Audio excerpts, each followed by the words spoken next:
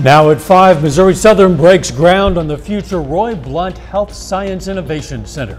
Plus, students in McDonald County see what their lives could be like through a simulation event. And the legendary and infamous O.J. Simpson dies after a battle with cancer. We'll look back at his life. The 4 states' most watched news starts now. Missouri Southern takes the first step in a 2-year-long construction project. It'll become what they say will be the crowning jewel of the campus. This is KOIM News at 5. I'm Dow Quick. A groundbreaking ceremony today celebrates the start of work on the Roy Blunt Health and Science Innovation Center. The former senator and stakeholders attended the event. Construction of the building is set to start within the coming weeks. Health and science students will use the education centers in the facility, but the building will also serve as the campus's new welcome center. If somebody in your family is sick, suddenly the major concern you have in your family is health care. And so it's an important investment for the university to make. I'm glad to be associated with it. Been on this campus lots of times for the last almost 30 years now, and glad to be. Construction of the center is set to be finished by the beginning of the 2026 school year. Middle schoolers in McDonald County today got a taste of the real world. Pineville Elementary hosted an immersive life simulation event. 7th and 8th grade students were able to go through 2 simulations, a reactive one and a proactive one. The reactive simulation saw their lives go through financial and health struggles. The proactive one allowed them to make informed choices to unlock their potential. If I have a probation officer, speak to it and not go to jail.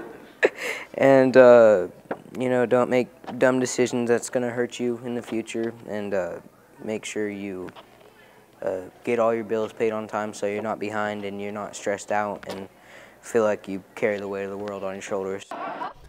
Pineville School District partnered with the Ozarks Area Community Action Corporation to pull off that simulation. Pitt State today hosted an event for Special Olympics athletes. The school's therapeutic recreation program hosted the Terrific Field Day to promote a healthy lifestyle. It included fun activities as well as the Treats and Trails program, which takes people along Pitt State's hike and bike path that extends from Carney Smith Stadium to the Kansas Technology Center. Our main goal today is just to have fun. This is their day to just have no worries, enjoy the activities, and just participate. The theme for today's event was Wild West. Pretty nice day out there. Chief Meteorologist Doug Heddy. Yeah, not a bad Thursday for us today. Temperatures pretty good as we did go into the mid-60s. For afternoon highs. A little bit on the windy side. The winds are going to calm down a little bit for us as we go into Friday. 65 in Stockton, 65 in Anderson, 67 in Miami. Parsons is sitting at 66 degrees, and it's still windy. You can see these northwesterly winds at about 15 to 20, 25, but we've been getting some gusts, which have been higher than that. But again, they're going to come down a little bit as we go through the night. Pretty much clear skies, just a few clouds kind of skirting through most of the rain across the eastern third of the country. But we do have more storms in the forecast. We get some pretty nice weather ahead of it. So if you're going to be out this evening, a little bit chilly, slide back through the 50s. We're going to look at our next chance for thunderstorms here in just a bit. See you soon. O.J. Simpson, the legendary football player made infamous during a sensational murder trial, died today at the age of 76. In a statement on Simpson's social media accounts, his family said he succumbed to his battle with cancer. Bradley Blackburn looks back at his life. O.J. Simpson's fame and infamy spanned across decades. As a star running back at USC, Simpson won the Heisman Trophy in 1968. Nicknamed the Juice, he played 11 seasons in the NFL, first with the Buffalo Bills, then the San Francisco 49ers. After retiring from the league, he launched a successful career as a sports broadcaster, movie star, and ad pitchman. But in June 1994, millions watched police chase Simpson in his white Bronco on LA's freeways. His ex-wife, Nicole Brown Simpson, and her friend Ron Goldman were found stabbed to death. Simpson was accused of their murders. Alan Dershowitz was part of his star legal team. There was overwhelming evidence that might suggest that he did it, and then there was one piece of evidence that was tampered with. With cameras in the courtroom, Simpson's trial became a global television event. And of course, the infamous moment was the day he tried on the glove, and that the glove did not fit. If it doesn't fit, you must acquit. A jury found him not guilty. I remember when the verdict came out and the street split. There were black citizens on one side and white on the other, and people were seeing justice through different eyes. But in a civil lawsuit from the victims' families, Simpson was found liable and ordered to pay millions in damages. More than a decade later, his book, If I Did It, garnered headlines. A 2007 Las Vegas robbery and kidnapping over sports memorabilia landed him in prison. He was paroled in 2017. His family says Simpson was surrounded by his children and grandchildren when he died. Bradley Blackburn, CBS News. You're going to hear more retrospectives on O.J. Simpson's life tonight on the CBS Evening News. The White House today announced final plans to expand background checks to close the so-called gun show loophole. The new rules require background screenings before anyone can buy guns online or in person at gun shows. Currently, nearly 80,000 licensed gun dealers are already required to run background checks. Under the new rules, an estimated 23,000 currently unlicensed sellers, the kind that advertise, process credit cards, and earn profits on gun show online sales, will have to do the same. The change, which is to go into effect in 1 month, is part of the bipartisan Safer Communities Act that Congress passed 1 month after the deadly 2022 mass shooting at an elementary school in Uvalde, Texas. Still ahead, more water than they can handle. Capturing rainwater. I'm Danya Backus with a look at how places like Los Angeles are turning into sponge cities. And next in Health Watch, a new Florida law is shining a spotlight on whether there should be age restrictions on social media use. Topping today's Health Watch, an investigation into a popular packaged food is raising alarms. Consumer Reports is asking school cafeterias to stop serving children's Lunchables. The watchdog group tested a dozen versions of the lunch kits and found several contained high levels of lead and cadmium. The heavy metals can cause developmental issues, even in small doses. The study also found concerning amounts of sodium as well as phthalates, chemicals used in plastic packaging that are also known hormone disruptors. When you have these type of lead readings and lead being linked to learning development issues, we have to rethink what we're making available in the school food program. Kraft Heinz, which owns Lunchables, defended them, saying many of its products are a good source of protein. A new Florida law bans younger children from having social media accounts. The issue has many parents questioning at what age should kids start using social media and should the government have a say? Reporter Jeff Wagner has more. Having a drink, driving a car, all are well known for their legal age restrictions. Social media is a bit more of the Wild West. It's done. There you go. And Florida's governor is trying to rein it in. The state's new law bans children under 14 years old from social media. Kids 14 to 15 need parental consent. Platforms like Instagram and TikTok would also be required to close accounts that don't meet the age restrictions. 14 is what was recommended as a healthy place to start. Sarah Jerstad is the clinical director of psychological services at Children's Minnesota and got the 14-year-old recommendation from a study done by the Surgeon General. It has to do with brain development. So what we know is at age 14, we're able to start that process of reasoning. She says 14-year-olds also better prioritize how they spend their time and hopefully have established hobbies or relationships. Because one of the concerns is that if social media becomes prominent so early, it might displace some of those other healthy activities. In that Surgeon General's study, teenagers reported spending an average of 3.5 hours on social media a day. Do you think we should leave it up to the government or it should be up to parents? I'm not sure. I don't mind too much government guidance. Guidance. Guidance, not necessarily Mandates. However age restrictions are determined, Dr. Jerstad says parents should set a good example for their children and put the phone down and do activities together without devices. Jeff Wagner, CBS News, Minneapolis. The Surgeon General study also found nearly half of teens said social media made them feel worse about their body image. That is a look at today's health news. A little bit later, why a lot of people anyway, could see a double dose of cicadas in the coming weeks. Plus, we're going to start to warm things back up as we head into the weekend. We're going to look at that coming up.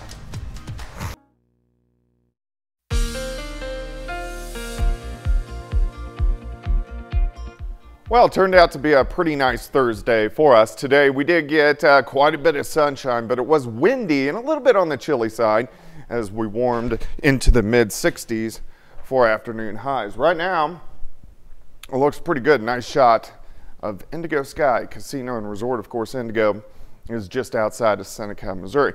All right, so Thursdays we get our updated drought tracker, and we have had at least some rain this week, so most of us looking much better. Still, everybody in the yellow.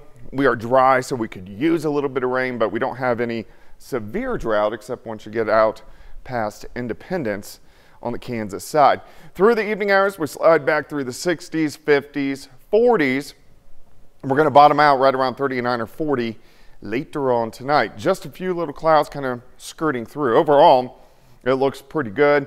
We have rain across the eastern third of the country, but for us, not a whole bunch going on over the next couple days, and then eventually that storm system will start to affect us by early next week, giving us a chance for some strong to severe thunderstorms. In fact, on Monday, pretty good chance for severe thunderstorms, especially Wichita to Oklahoma City, getting into southeastern Kansas.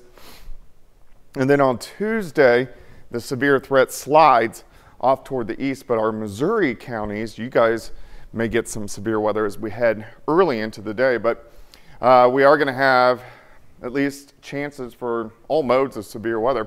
Large hail, gusty winds, and also tornado threat for next Monday and Tuesday. Until then, we look pretty good. But you can see this. Here's Monday.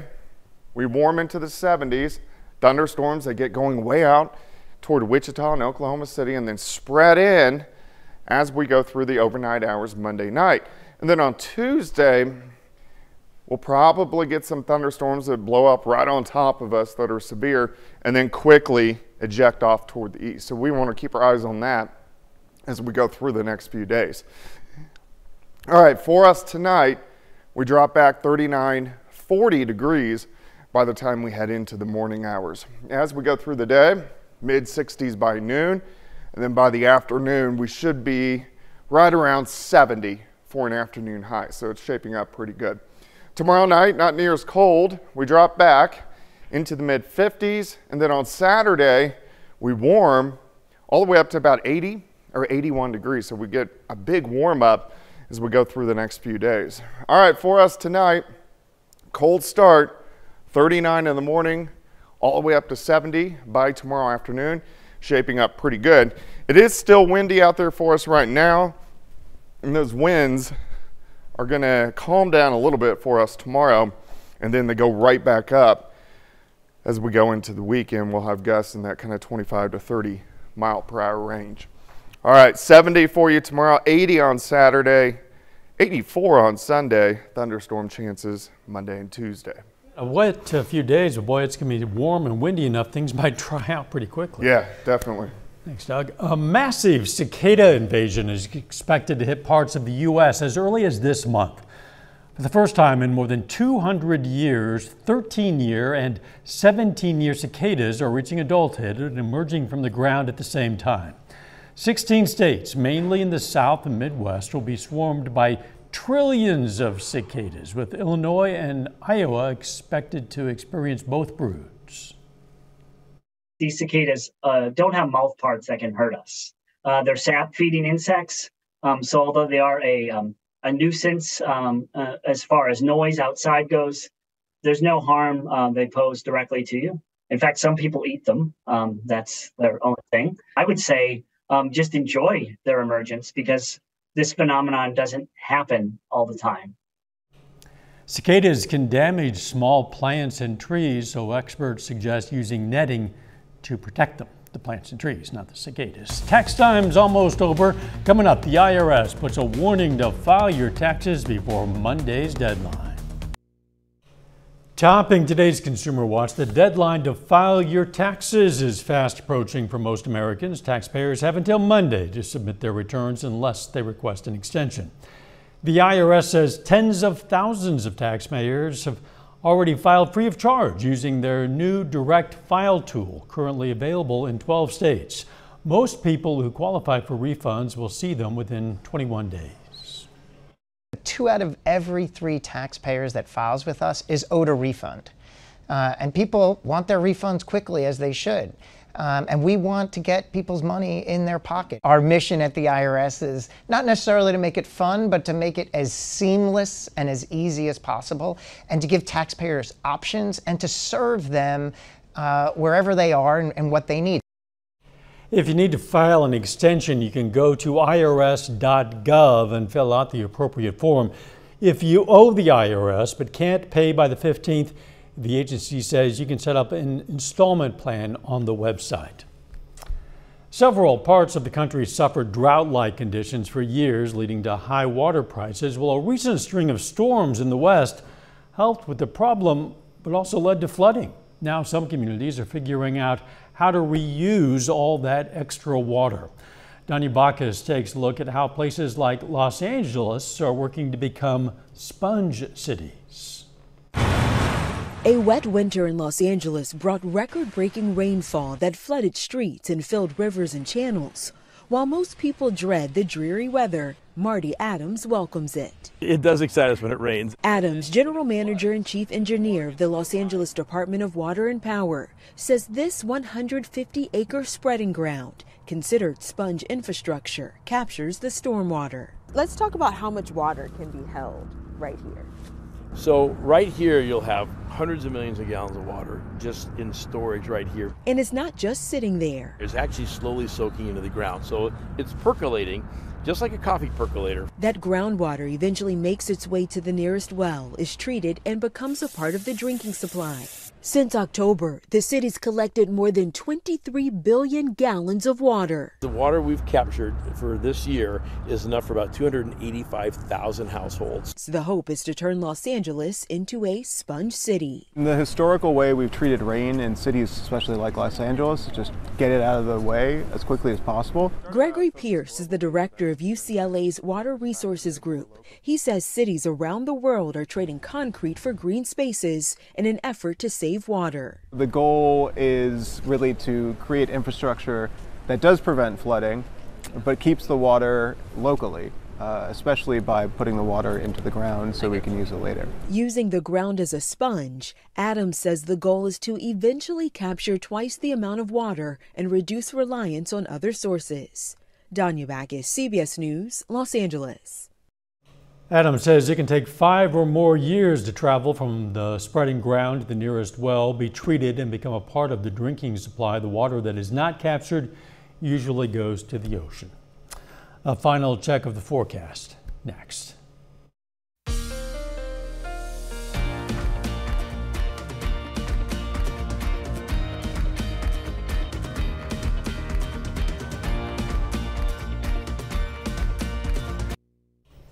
Up next on the CBS Evening News, meet the iconic voice of the Masters tournament who's retiring after decades on the 16th green.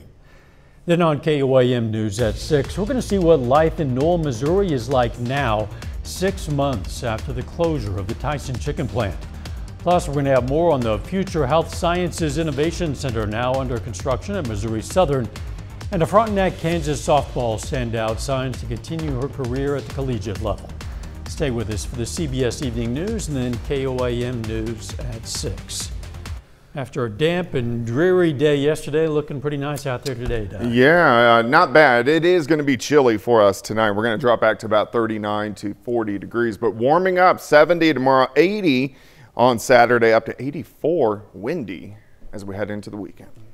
Thanks for joining us. The CBS Evening News is next. And of course, we're going to be right back here for KOAM News at 6.